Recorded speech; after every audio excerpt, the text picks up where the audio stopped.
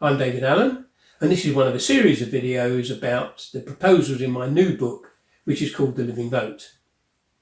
Now, in this video, I want to talk generally about PR systems, proportional representation, because most of the discussion about electoral reform over the years has been focused on one system or another of proportional representation. The idea being that you more closely equate people's votes with the seats that their members of parliament get. Now, that's a very superficial view. Now, apart from the fact that most PR systems are massively complicated and also gerrymander votes quite a lot, like single transferable vote, what you get at the end of the day isn't quite what is intended. Let me explain what I mean by that.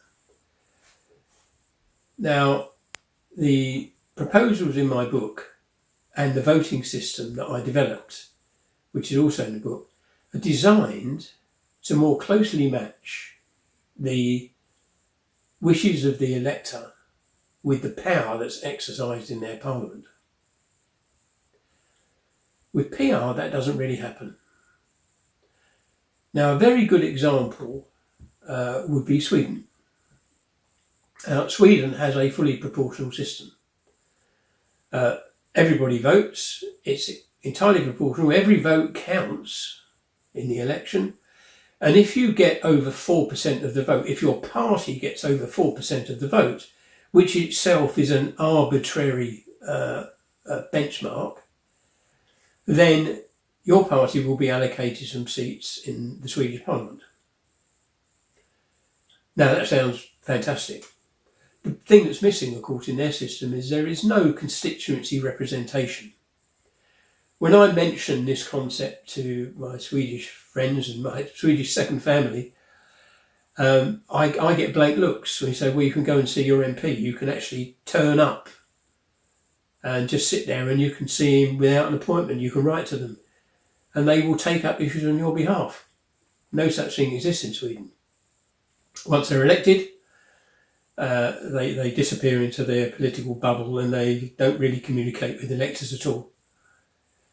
However, as it turned out, the last general election in Sweden was in 2022, September. There were 8 parties that received representation, because 8 parties got more than 4% of the vote. Now, as it happened, and for the first time in quite a long time, the parties that represented, if you like, the right of politics had more seats than the parties representing the left. Now, Sweden's been run pretty much by the left for many, many years. So this was quite a change. As it turned out, there were 4 parties on the left, 4 parties on the right, which neatly split them. And the 4 on the right collected more votes than the 4 on the left. Now, that sounds fine. You say, well, that's okay. That's the will of the people. That's what happened. So the right of centre parties will form the government, which they did. However, the largest party on the right are a party called the Swedish Democrats. They got about 21.5% of the vote. However, as it turned out, the Swedish Democrats, the leader of the Swedish Democrats is not Sweden's Prime Minister, nor do the Swedish Democrats have any seats, any ministerial positions, rather. None of them. Not one. When they've got more votes than any other party on the right. Now, there's a Conservative Party in Sweden, and they came second with something like about 18 or 90% of the vote. But the problem was that the little party, the party with, I think, about 5% of the vote, didn't want the Swedish Democrats to have any ministerial positions because they don't like them. I know it's really bizarre, but it's quite akin to all the negative rhetoric that was thrown at UKIP over the years, when in fact they had quite a lot of support. and it was all unjustified, as it is unjustified for the Swedish Democrats. But what's happened is that the tiny party, and this often happens in coalitions, they would have brought down the government had the Swedish Democrats insisted on taking, in effect, their rightful place with their leader as Prime Minister, or Statsminister as it's called in Sweden, and taking the majority of important ministerial posts. But they didn't do that. The second largest party, the Conservatives, their leader is Prime Minister, and the ministerial jobs are bizarrely handed out to the Conservatives, rightly so, but also to a party that got hardly any support. Now, that is not what the electorate voted for, but it's what happens in proportional representation systems. That what you get at the end of the day, because of the disproportionate power that small parties have, you get a complete distortion. Anyway, what actually happened, which was a revelation really to us in the UK, is that Jimmy Åkesson, who is the leader of the Sweden Democrats, is a very smart cookie. And in the negotiations, because after the election nobody knows who the government's going to be, they go and sit behind closed doors to work out their differences. And in those negotiations, Jimmy Åkesson forwent any ministerial positions and his own position as Prime Minister, which rightfully would have been the right thing to do, in order to get agreement from all the other parties that their manifesto would be implemented in full. Now just think about that for a minute.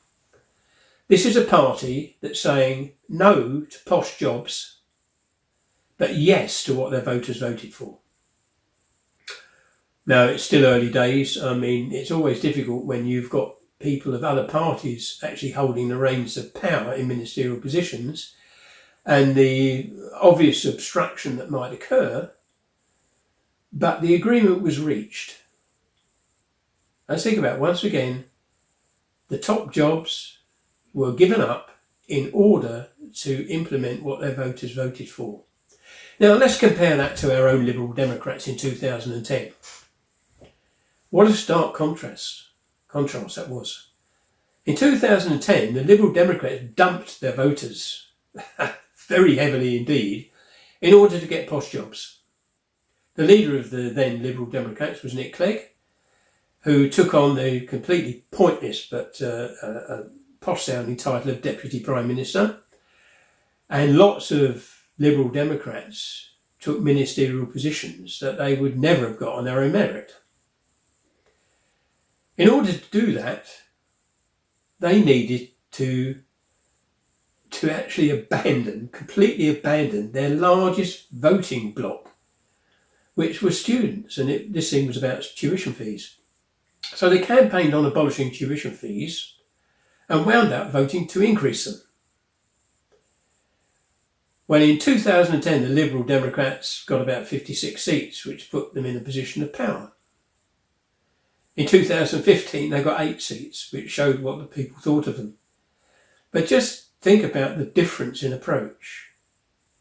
In the UK, the party went for what was best for them, what was best for their people. Sold the voters. In Sweden,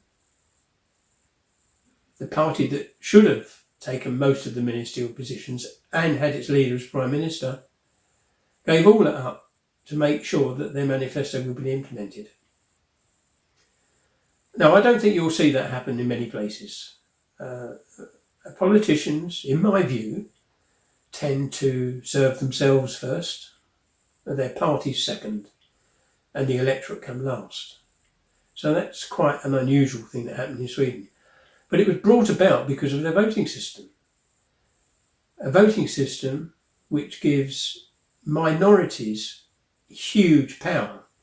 Because if you have to make a coalition of 3, 4, 5, 6 different parties, and one of those parties has only got 2 seats, they can control everything. Because if you don't get them on your side, they can bring the whole government down. That shouldn't happen. That cannot happen under the F2PTP-IND system, which is independents and party MPs. It just cannot happen. The party with the most votes will form the government, but in order to pass legislation, they will have to convince a proportion of the independent MPs to back them. This is a very appropriate dilution of government power, and it will lead to a better parliament. And you cannot have the ridiculous situation, as occurred in Sweden, brought about by superficially attractive PR systems that actually turn out to be worse than the system we have now. As usual, please subscribe to this channel, hit the like button, do share it, but most of all, do understand what these changes mean, that they are truly beneficial. Thank you for watching. Bye bye.